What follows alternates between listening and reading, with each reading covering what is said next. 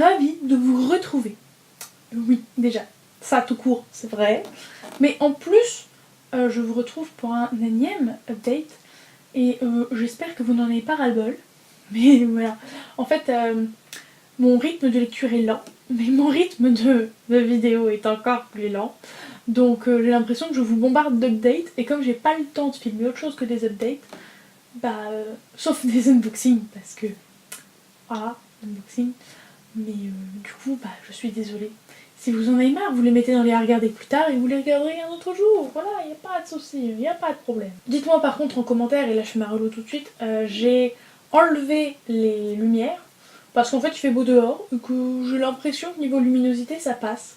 Donc dites-moi en commentaire si vous préférez les updates Megamanda. Bien sûr, manga BD que je vous ai mis il n'y a pas si longtemps que ça, j'espère. Pour me dire si vous préférez cette luminosité là ou la luminosité là maintenant actuelle, que je sache si je mets tout le temps les lumières ou si je les enlève quand il y a beau temps dehors et que je ne tourne pas à minuit, n'est-ce pas? Voilà, parce que ça m'arrive aussi, soyons honnêtes. Bref, donc comme ces derniers temps, je m'en excuse platement, cette vidéo fait partie de vidéos tournées à la suite, c'est-à-dire que j'ai déjà tourné 2 updates BD manga et après il y aura encore 2 autres updates. Du coup, non, je ne suis pas si crade que ça, c'est juste que j'ai tourné le même jour. Au niveau de ma tenue, je parlais pour ceux qui n'auraient pas le réflexe de regarder mes fringues. Ouh. Et deuxièmement, du coup, là j'avais approximativement une vingtaine de livres à vous présenter, je pense. Non, une quinzaine plus. Ouais. Du coup, j'avais approximativement une quinzaine de livres à vous présenter. Et je les ai répartis en 3, j'ai essayé de varier les genres dans chaque pile. Mais du coup, j'ai pas fait gaffe si les livres ont été lus récemment ou pas. Donc il n'y a pas d'update de lecture récente. Il y a des lectures récentes un petit peu partout. Et des lectures très vieilles un petit peu partout. Voilà. Bref, lançons-nous, non? On va commencer avec un premier livre qui est un young adulte. Et il s'agit de Aussi libre qu'un rêve de Manon Fargeton aux éditions Castelmore. Et ici, poche. Pour l'histoire, il va s'agir de 2 jumelles. L'une qui est née en décembre le 31 et l'autre le 1er janvier. Et en temps normal, on est bien d'accord pour dire, on s'en fiche, sauf que, en l'occurrence, dans ce monde dystopique où votre mois de naissance, votre mois et votre jour de naissance déterminent votre métier, c'est franchement pas terrible en fait. Il y en a une qui peut être une star de la chanson, de la télé, de ce que vous voulez, du cinéma, et l'autre qui va devoir faire un métier tout pourri. Trop génial le droit d'aînesse, n'est-ce pas? Et du coup, on va suivre ces 2 héroïnes et leurs amis dans leur péripéties pour changer le monde ou pas. Qu'est-ce que j'en sais? Je ne sais pas. Voilà. Enfin bref, cette fin de pitch était pourrie, excusez-moi platement. Ça fait longtemps que j'ai pas fait d'update de roman en fait. Bref, c'est l'excuse que je vous donne à chaque fois, donc je suis juste une booktubeuse en carton. Oh, je m'affole toute seule. Bref, donc j'ai beaucoup aimé cette lecture, moins que l'autre que j'avais lu de l'auteur, mais c'était une bonne lecture quand même. Qu'est-ce que je pourrais vous en dire de bien passionnant? Non, franchement, c'est une lecture intéressante. Et pour ceux qui n'en ont pas marre des dystopies, allez-y. Ceux qui en ont ras le pompon des dystopies, je vous conseille pas forcément d'y aller tout de suite. Peut-être d'y aller un jour quand vous en aurez plus marre. Parce que moi, j'avais pas encore lu, ça doit bien exister ailleurs, hein, mais j'avais pas encore lu de dystopie qui se basait sur l'année, en fait. Donc qui se découpait en fonction des mois, etc. Donc c'était intéressant. Et moi, je vous conseille. Voilà. Je vais passer assez vite sur les livres parce que, et d'un, d'habitude, j'ai l'habitude d'en présenter 3 seulement. Et de 2, parce que souvent, ce sont de vieilles lectures.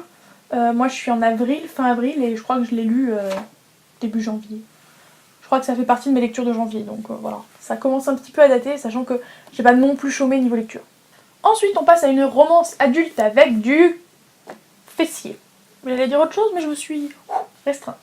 Donc il s'agit, vous l'avez vu partout, de The Air He Breathes de Brittany Setcheri chez Hugo Poche. Et donc c'est la série The Elements, et c'est le tome 1, comme vous le savez, très probablement aussi.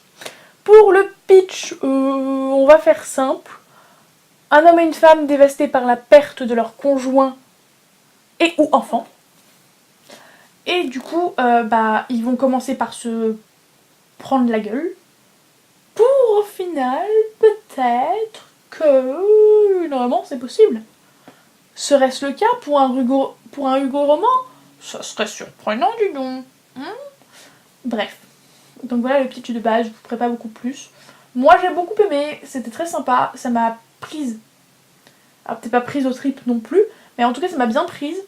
Et après avoir regardé X commentaires sur Livre Addict, c'était un petit peu binaire, c'est-à-dire que soit les gens adoraient, genre coup de cœur ultime et tout, soit les gens...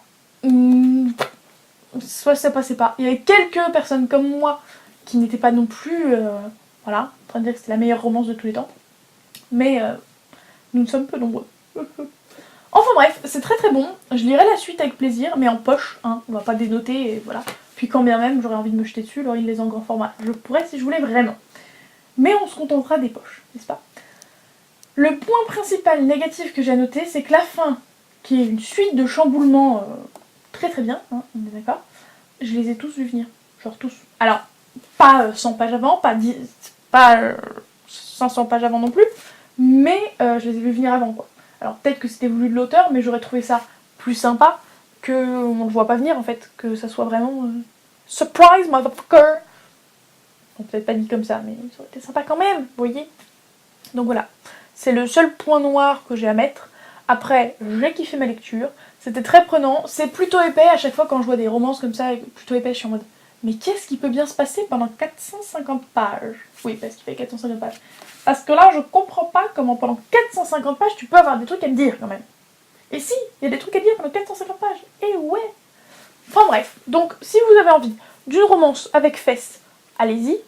Si vous voulez des retournements de situation, allez-y aussi, mais ne vous attendez pas à un truc de folie, puisque je vous dis, moi qui vois pas souvent les choses venir, je les vais venir de loin. Donc, allez-y à votre guise, à vous de choisir. Je viens de me rendre compte que Baymax derrière, on dirait qu'il a 2 oreilles de lapin. À cause des SAO. C'est rigolo. J'aime bien, c'est très mignon. Ah. Je m'excuse platement d'avance, mais on va continuer cette update avec 2 déceptions. Donc déjà c'est moche. Voilà. Mais en plus, le deuxième livre, petit teaser, tout le monde l'a adoré sauf moi. Bref, revenons à nos moutons et au livre actuel, qui m'a bien dégoûté. Vous l'avez vu probablement sur Instagram, qui m'avait dégoûté. Il s'agit de La fille qui avait bu la lune. Oui, de Kelly Barnhill aux éditions Anne Carrière. Alors déjà, j'ai été déçue parce que, comment vous dire qu'il coûte 20 balles. Donc quand un livre coûte 20 balles, qu'il n'est pas épais plus que ça, il a intérêt à être bon. Ouais, bah moi il m'a pas enchanté des masses. En fait, on va suivre. Je vais faire comme dans le book haul, je vais vous lire le début du pitch parce que je trouve ça génial en fait. La façon dont c'est formulé, je trouve ça génial. Je lis, attention, on écoute. Chaque année, les habitants du protectorat abandonnent un bébé en sacrifice à la redoutée sorcière des bois. Ils espèrent ainsi détourner sa colère de leur ville prospère. Chaque année, Xan, la sorcière des bois, se voit contrainte de sauver le bébé que les fous du protectorat abandonnent sans qu'elle ait jamais compris pourquoi. Donc voilà, le pitch de base, c'était vraiment ça qui m'avait attiré, hormis la couverture, qui est quand même bien jolie, hein, voilà. Et donc on va suivre des personnages très hétéroclites, très inhabituels, dont la sorcière et la petite fille qui aura grandi. C'est écrit dans le titre. Voilà. C'est intéressant, mais ça m'a pas... Non, ça m'a pas captivé. Ensuite, je sais pas si c'est parce qu'on suivait trop de personnages, si parce que c'était pas assez mouvementé, il n'y avait pas assez d'action, c'était pas assez captivant. Je sais pas. Peut-être la poésie qui m'a pas touchée. En fait, j'arrive pas à analyser pourquoi je l'ai pas aimé. Et il y a plein de... Enfin, ça m'arrive rarement en fait. Il y a des livres que j'aime pas, mais je sais vous dire pourquoi. Là, j'ai plus de difficultés parce que ça aurait dû me plaire. En fait, c'est ce que je vous avais dit pour Aeternia, et je vais le redire pour celui-là.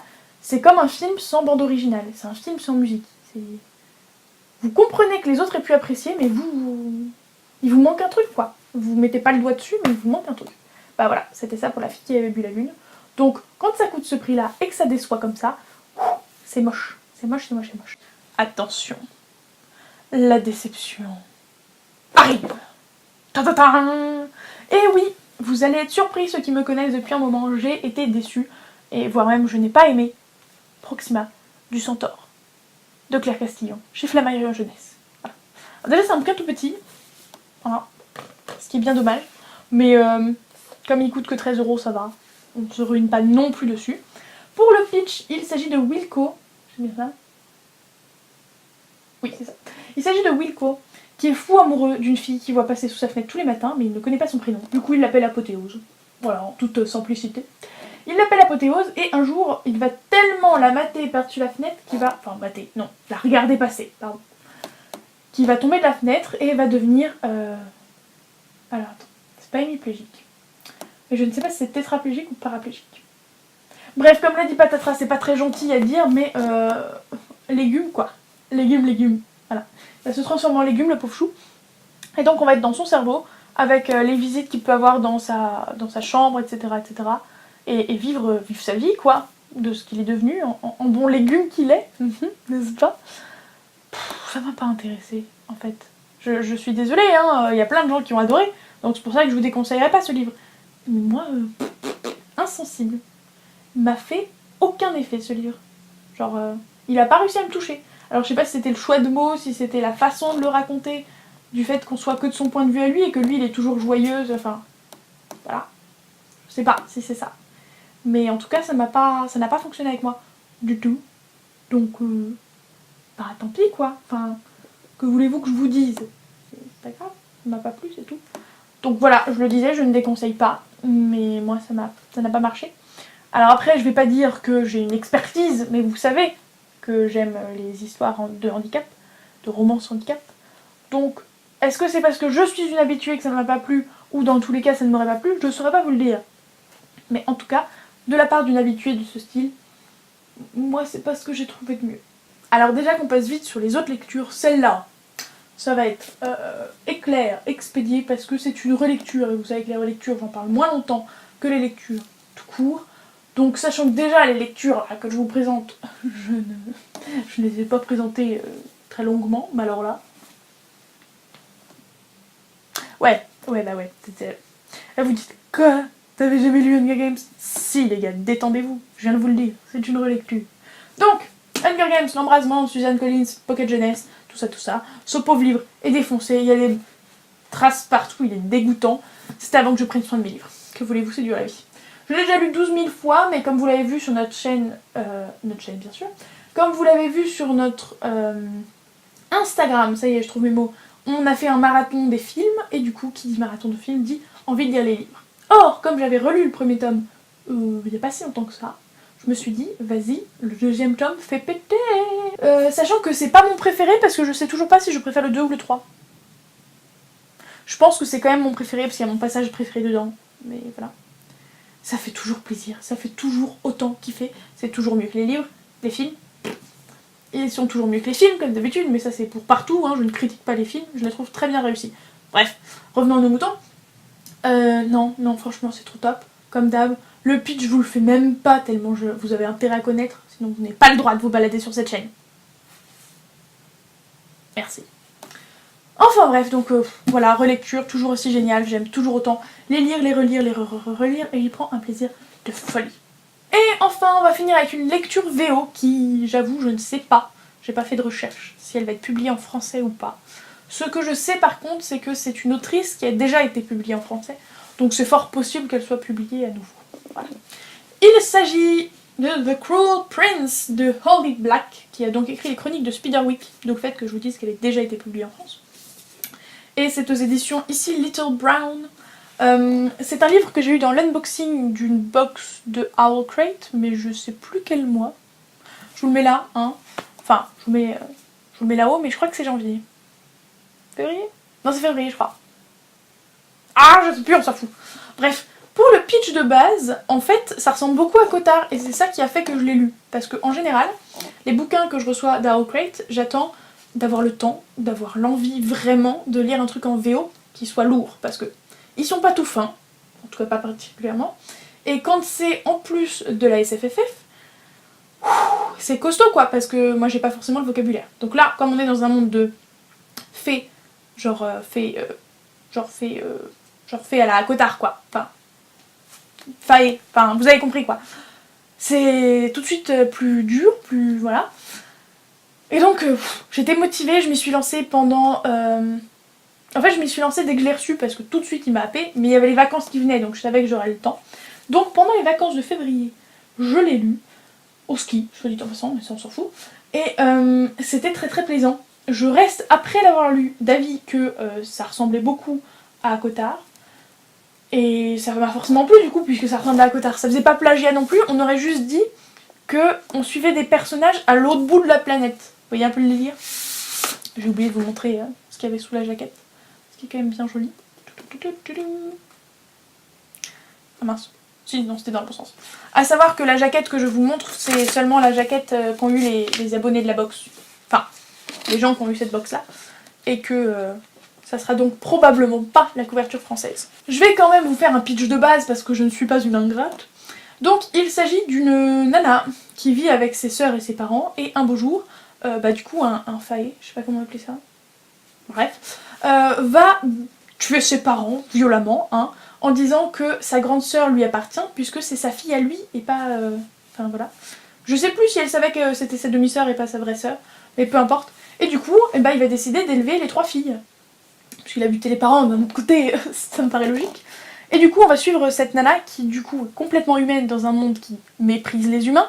Et sa vie dure. Et ça se barre en politique, en bullying, donc en harcèlement scolaire. Enfin, il y a plein de thèmes. Après, ceux qui, comme moi, sont rebutés, entre gros guillemets, par le harcèlement scolaire dans les livres, c'est tellement minime que ça passe, quoi. Ça va. C'est pas le thème principal non plus. Donc moi, j'ai beaucoup aimé. Elle est très guerrière. Alors, comment elle s'appelle déjà? Comment t'appelles-tu? Non, je ne sais plus. Jude! Jude a l'âme d'une guerrière, et ça, qu'est-ce que j'aime ça! Bon sang! C'est une héroïne badass, comme on les aime, comme on les apprécie, et du coup je n'ai plus qu'à apprécier ce livre, même si j'avoue qu'il m'a fallu un certain temps pour le lire, donc moi j'espère que ça sortira un jour en français, mais je ne garantis rien, malheureusement je ne suis pas une éditrice.